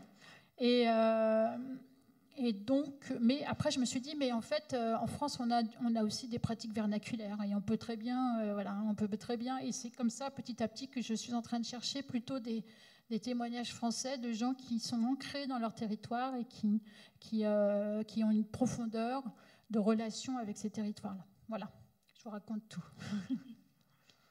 Donc ça va, ça vient, mais c'est beaucoup de la philosophie, de l'anthropologie. C'est ça qui me nourrit. C'est ça qui me donne un fil en entraîne un autre. Voilà, c'est passionnant. J'aimerais bien faire comme vous, être encore dans les études et pouvoir avoir le temps de faire des recherches. Mais j'en fais quand même, j'en fais à ma façon. En design textile et matière, en design vêtements. Non mais en parlant de livres, non mais c'est une question pragmatique.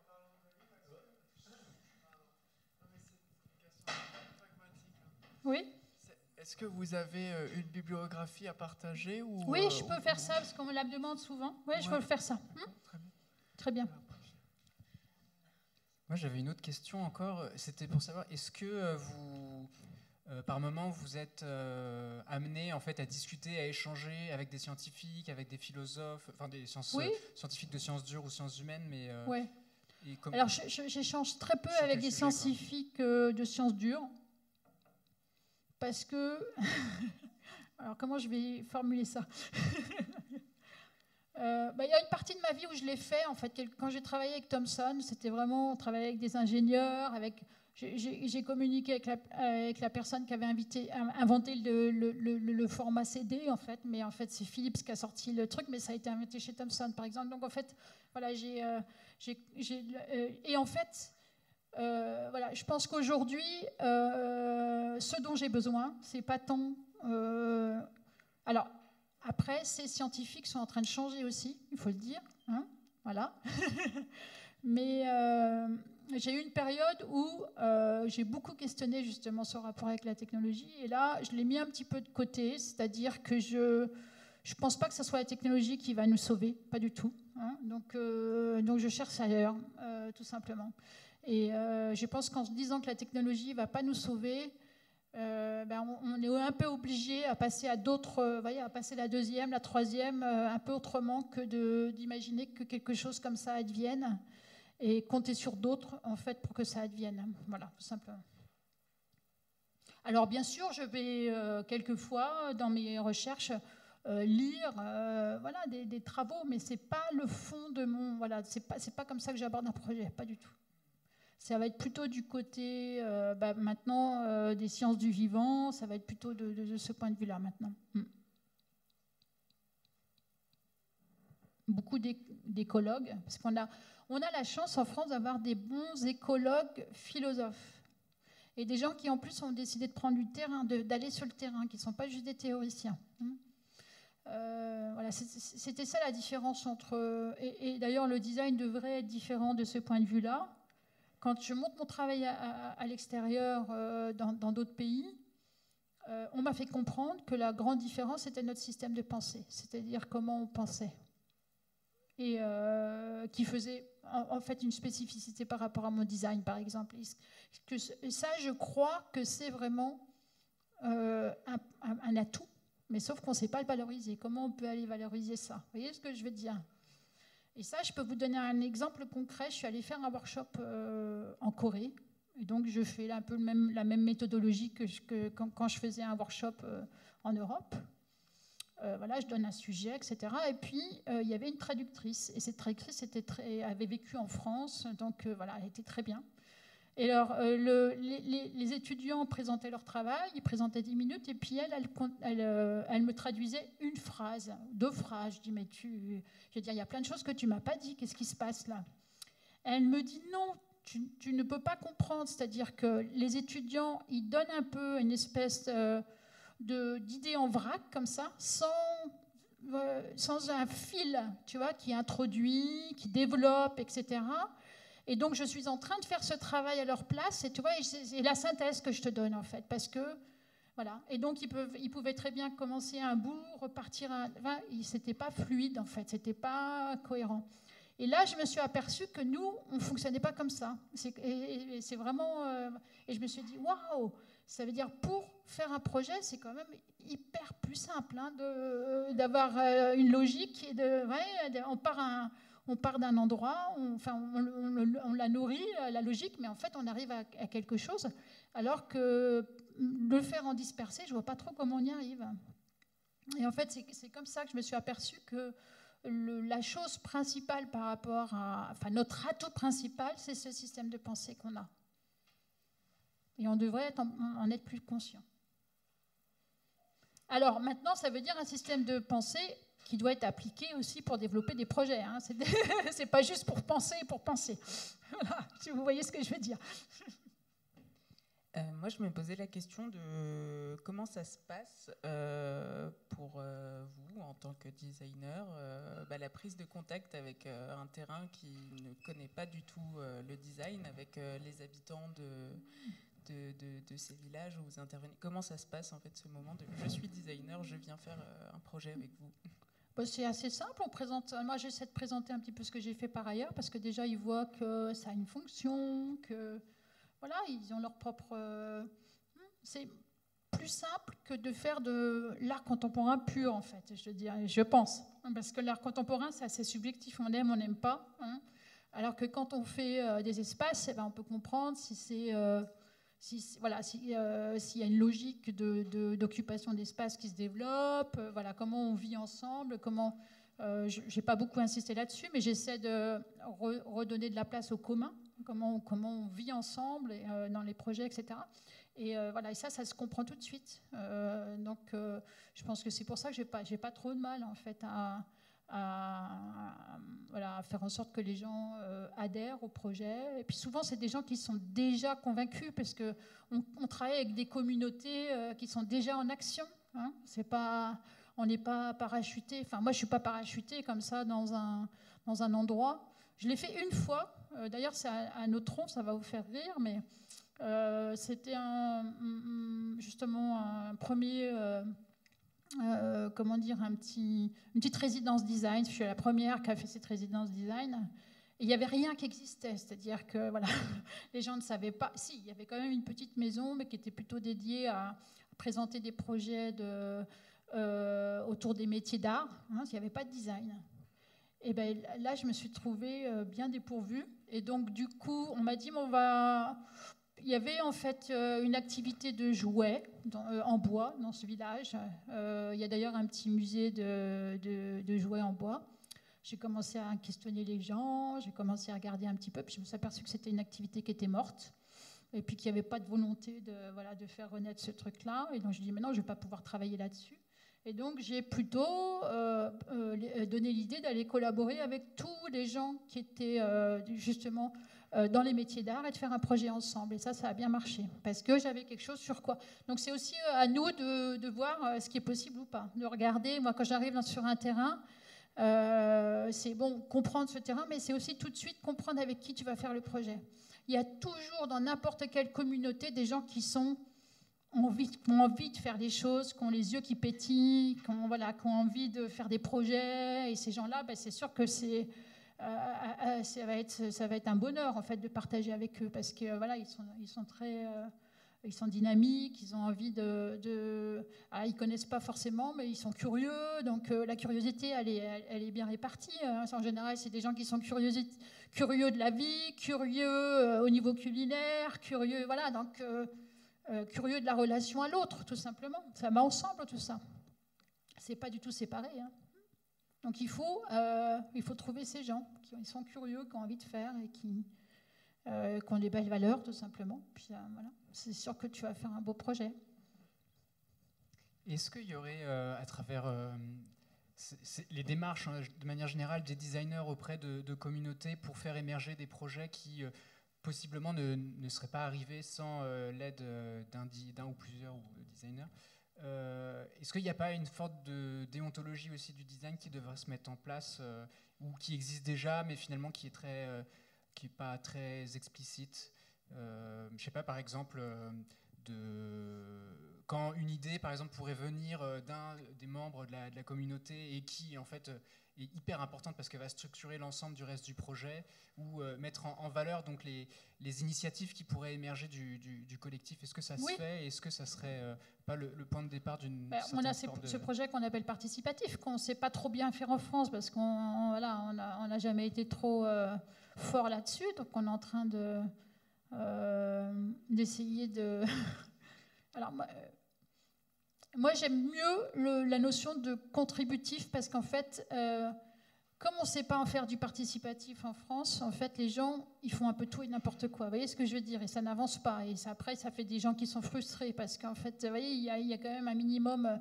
Donc en fait il faut questionner les gens sur aux beaux endroits, aux endroits où ils vont pouvoir participer. Et donc ça c'est compliqué. Voilà, c'est ça qui est compliqué.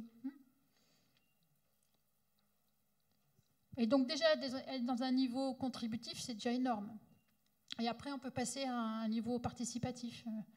L'école que j'ai faite, en fait, à Trébedan, bon, déjà, ce qu'il faut comprendre, c'est que les institutrices étaient formidables. Donc pendant 10 ans, elles avaient déjà soudé le petit village où il y a... c'est quand même malheureux à dire, mais même dans les petits villages, des fois, il n'y a pas du tout de cohésion sociale. Et là, c'était le cas. Il n'y avait pas du tout de lien entre les gens. Donc elles ont fait ça pendant 10 ans. Et après, le projet est venu se poser. Donc, en fait, il y avait déjà ce noyau dur avec qui on pouvait collaborer. Et c'est un projet qui avait été fait avec les nouveaux commanditaires, avec un fonctionnement très particulier de la Fondation de France. Donc, ça veut dire qu'il y a 15 personnes, à peu près, 10 à 15 personnes qui vont suivre de près le projet et qui se font les émissaires pour les autres. Donc, ça, c'est très, très important parce que on ne peut pas informer tout le monde, tout le temps, de toutes les décisions. Vous voyez, dans un petit village qui fait 360 habitants. Mais par contre, reconnaître ces gens, justement, qui font ce travail de maillage et qui ont une compréhension de ça, c'est important de les embarquer dans le projet. Et là, du coup, c'est beaucoup plus fluide. Et c'est pour ça qu'on a tenu 7 ans aussi pour arriver à finir le projet. Donc, il y a des formes, en fait, pour le faire. Et le participatif et le contributif, c'est une méthodologie bien particulière. Il faut demander les choses qui sont à la portée des gens aussi, pas simplement l'intérêt, mais qui sont, vous voyez, fédérés autour de questions bien précises. Et voilà, sinon ça part un peu en vrille. Une dernière.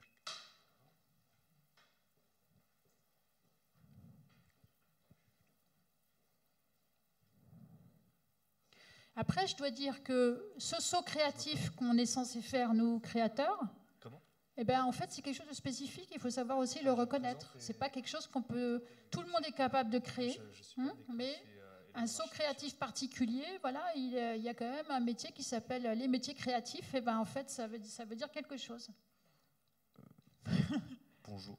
Alors, on m'a demandé de me présenter rapidement. Je suis étudiant en architecture à la Villette. Et j'ai juste une question très simple. C'est quel est votre rapport en tant que designer à l'architecture?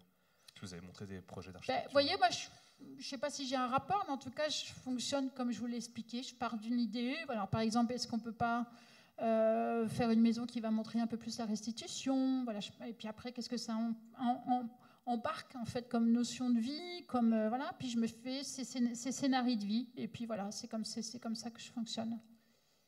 Je ne sais pas si je réponds bien, mais j'ai pas. Ah oui, c'est pas autrement que les autres projets, en fait. C'est la même chose, hein, c'est les mêmes. Voilà, c'est-à-dire que moi j'embarque les échelles avec le même processus. En fait, il n'y a pas besoin de ménager. C'est plus complexe, mais en même temps, c'est la même façon de réfléchir. Voilà, c'est pas. Et plus on a fait de projets, par contre, plus voilà, on est capable de voir, ben ça, je ne vais pas aller par là parce que je sais que c'est un peu, voilà, que ça va être un peu compliqué. Voilà, on est beaucoup plus fluide en fait dans la façon de penser pour arriver à développer des choses. Si je vous ai montré en fait la petite maison serre avant de montrer l'autre, c'est qu'il n'y a presque pas de relation, mais quand même, il y a quand même une petite relation.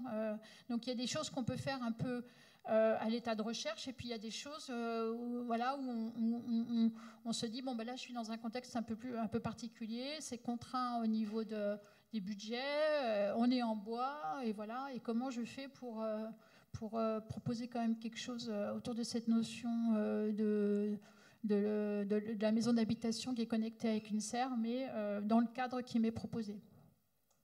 Mais je suis sûre que si je n'avais pas fait ce projet-là, je ne l'aurais pas fait. En fait, je n'aurais pas proposé ça. Donc c'est aussi ça, c'est donner les moyens d'avoir une espèce de corpus que tu crées, que tu génères toi-même. En fait, personne ne va te le donner, le corpus, hein, c'est à toi de le développer. Et puis quand quelqu'un arrive, bah, tu dis, ah bah tiens, j'ai déjà pensé à ça. Tiens, et ça, je ne l'ai même pas fait consciemment. Tu vois, il y a que très... il y a que... Parce que vous m'aviez posé des questions déjà en amont, plutôt sur la méthodologie, je dis, bah, pourquoi j'ai pensé à ça, en fait? Et puis là, je me suis dit, ah, bah, c'est peut-être parce que j'avais fait cette maison-là en amont, en fait. Vous voyez? C'est inconscient. Mais ça existe. Ça veut dire que j'ai déjà réfléchi là-dessus et que, du coup, bah, la pensée, elle est plus fluide. Elle vient se poser sur les contraintes et le projet se développe plus sereinement.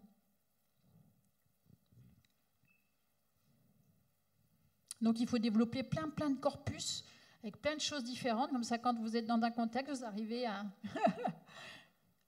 proposer des choses. Ça sert à ça, les recherches, en fait. Oui. Juste une dernière question, enfin, ça sera un étude, mais sur votre rapport à la couleur. Oui. Je lis souvent, je vous ai déjà lu, en disant que c'est à la différence des formes un peu un vocabulaire universel. Oui. Enfin, et je me demandais, est-ce que vous avez... comment vous trouvez ces couleurs? Est-ce que vous les avez associées à des symboles? Enfin, comment vous... Oui, alors c'est pas du tout scientifique. Hein. Moi, je travaille pas du tout comme ça. C'est vraiment de l'intuitif. Ben, on sait un petit peu le ressenti par rapport aux couleurs. Par exemple, je vais donner un exemple simple. Si on est dans un espace et puis l'espace est petit, et ben en fait, on va plutôt mettre une couleur claire, voire même un ciel, hein, qui d'un seul coup va étendre plutôt la perception qu'on a autour de l'espace. En fait, c'est des choses toutes simples comme ça. C'est pas... Donc, faut pas avoir peur de la couleur. La couleur est une alliée. Moi, elle m'aide. Ça veut dire, moi, je peux faire une typologie d'espace complètement différente parce que la couleur, elle m'aide à un moment donné à faire comprendre comment ça fonctionne et comment je vais vivre à l'intérieur. Vous voyez ?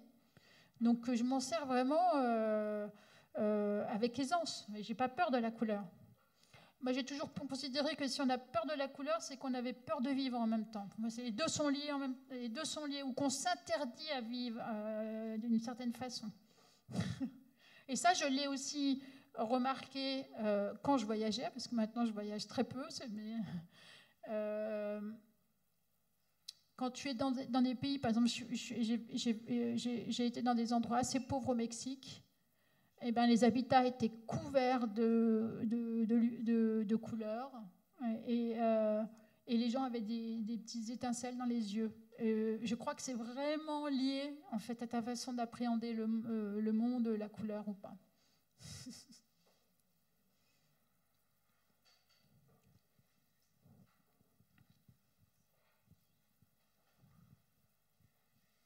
Dernière question.